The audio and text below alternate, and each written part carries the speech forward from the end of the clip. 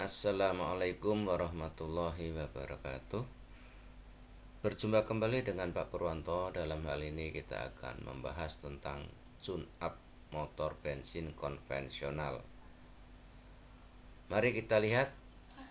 Kalau pada hari ini kita mungkin tidak membahas keseluruhan, namun difokuskan untuk membahas tentang saringan udara. Nah, kita lihat saringan udara ya. Nah, saringan udara pada motor bensin konvensional atau mesin konvensional kita lihat semacam ini ya. Ini ada tiangnya untuk diikat ke dekat karburator. Ini nanti bawah ini karburator. Ini saluran udara masuk ke dalam saringan, dari luar ke dalam. Kalau udah dalam udah bersih, baru turun ke bawah karburator ya. Nah, ini udaranya. Bagaimana konstruksinya tadi? Ini untuk cerobongnya masuk, bagian bawah ini adalah untuk rumahnya, bagian atas ini tutupnya. Antara tutup dan rumahnya ini diklem ya. Ini juga diklem, juga dibaut ya dengan mur kupu-kupu ya. Itu. Oke, kita lanjut lagi ya. Bagaimana saringan udara ini bekerja? Kita lihat gambar terlebih dahulu ya. Ini udara masuk ke dalam, memenuhi ruangan antara rumah dari saringan dengan elemen ya. Nah, karena ini ada sedotan dari dalam, ini masuk ke isep ke sedot oleh piston ya. Sehingga saat ini kotor masuk ke sini, di sini udah bersih. Kotorannya pada nempel di elemen ya. Nah, itu cara kerjanya. Udara masuk dari bagian luar yang lebar ke bagian dalam yang sempit. Kotoran tertinggal di bagian luar.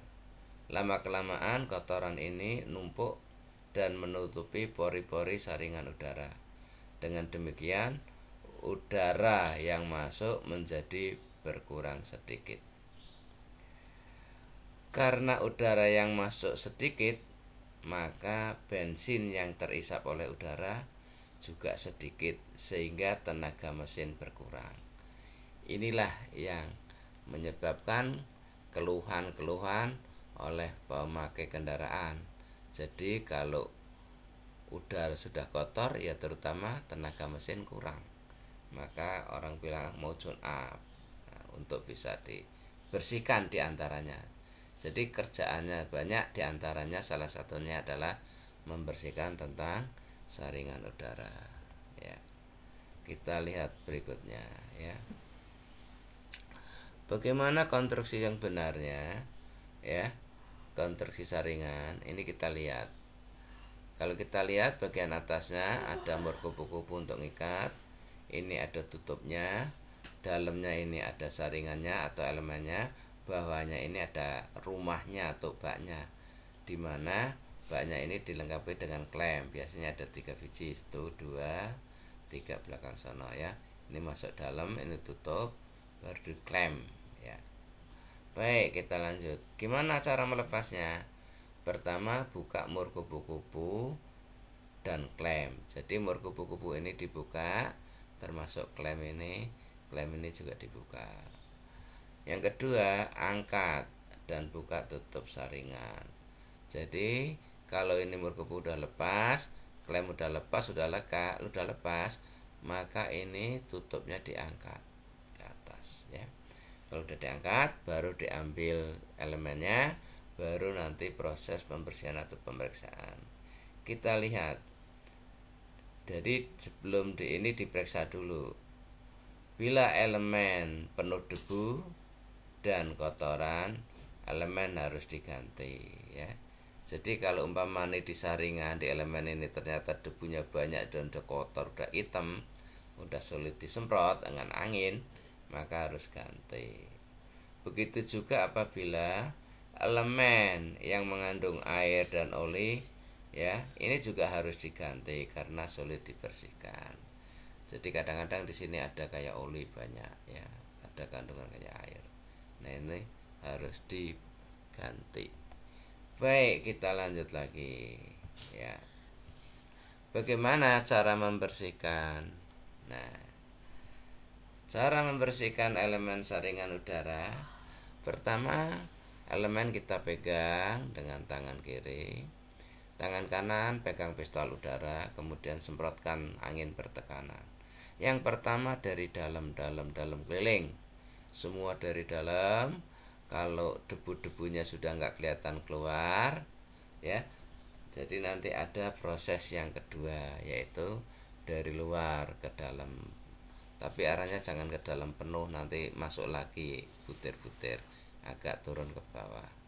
Kalau ini sudah, baru ketiga dari dalam lagi. Jadi ada 3 proses pembersihan ya, kita lihat. Tiupkan udara tekan dari bagian dalam saringan untuk membersihkan debu dan pasir. Itu yang pertama, dari dalam keluar. Yang kedua, selanjutnya bersihkan dari bagian luar. Kalau dari bagian luar sudah oke. Yang terakhir, lalu sekali lagi bersihkan dari bagian dalam ya. Kalau udah bersih, oke, berarti nanti ini siap dipakai kembali. Baik, kita lanjut lagi ya. Nah, kalau tadi membersihkan elemennya atau saringannya. Nah, sekarang kita lihat ini membersihkan bagian dalam bak saringan ya.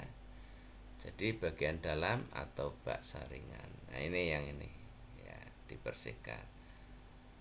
Oke, bagaimana caranya kita lihat ya. Pertama, pakailah kain lap ya. Jadi kain lap dilap-lap debu-debu yang ada di dalamnya ini. Kalau bisa dibasahin sedikit ya. Kemudian untuk apa kain lap? Untuk menghapus debu. Kemudian tiuplah dengan udara tekan. Jadi biar ini dengan udara lebih bagus kalau dilap dulu debunya. Usahakan benar-benar bersih agar jangan ada kotoran yang masuk ke dalam karburator ya. Jadi kalau ini gak bersih ya ini masuk ke si karburatornya, terima udara yang kotor ya, nanti rusak mesinnya. Baik, kita lanjut. Periksalah perapat atau seal ya. Biasanya bentuknya karet di sini, bagian sini ya, karet. Ini juga ada karet. Jadi perapat atau seal pada bak ya, atau penutup ya. Nah, ini di baknya ada, penutupnya ada ya. Jangan sampai terlepas atau melejit karetnya. Jika terlepas, perbaikilah bila pemasangannya tidak betul. Nah, perapat yang pemasangannya tidak betul, udara yang masuk ke dalam bak tidak tersaring atau kotor. Nah, kalau kotor, risikonya adalah masuk ke silinder, silindernya cepat aus ya. Oke, kita lanjut lagi ya. Bagaimana pemasangan saringan udara? Nah, saringan udara yang sudah dibersihkan, baknya yang sudah dibersihkan, maka saringannya perlu dipasang, ditaruh ke dalam bak ya. Oke, jadi pasanglah elemen saringan udara dengan tepat pada bak saringan. Jadi ini biar pas ya. Tuh. Kemudian perhatikan bahwa tanda panah pada tutup dan pada saluran masuk harus betul-betul lurus satu garis. Jadi kalau umpama di sini ada ini saluran masuk, ada tanda panah, luruskan. Kalau nggak lurus nanti sulit dipasang karena nggak simetris ya. Dan selanjutnya pasanglah klem dan kencangkan mur kupu-kupu dengan tangan. Jadi klem-klem di sini ada sekitar 3, kencangin. Kemudian mur kupu-kupu juga dikencangkan. Cukup dengan tangan ya. Momen kekuatan tangan udah cukup ya. Baik, hanya itu saja yang bisa kami sampaikan pada kesempatan ini. Terima kasih atas perhatian dan saya ucapkan akhirul kalam. Wassalamualaikum warahmatullahi wabarakatuh.